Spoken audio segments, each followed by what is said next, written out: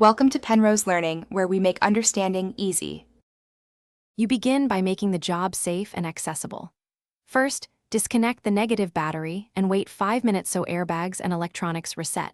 This prevents errors. Next, use a plastic trim tool to pry at the A/C vents and center bezel. Work outward to release clips without cracking panels.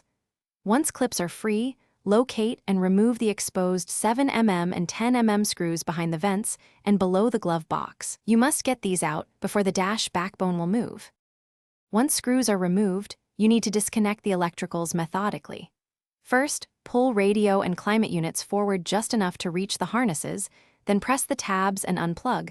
Label each connector to simplify reassembly.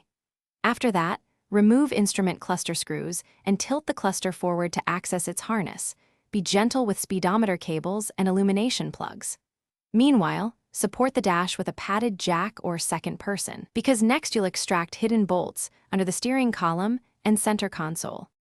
Now you complete removal by sliding the dash rearward and lifting it free from the mounts.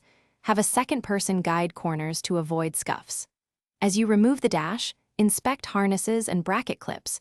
Replace any cracked plastic fasteners to ensure firm reassembly.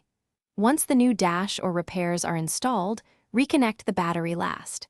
If the vehicle shows dash errors or warning lights, make sure to clear codes with an OBD-ROMAN 2 scanner after verifying all plugs are seated. Thanks for watching. If this was helpful, leave a like and consider subscribing. See you next time.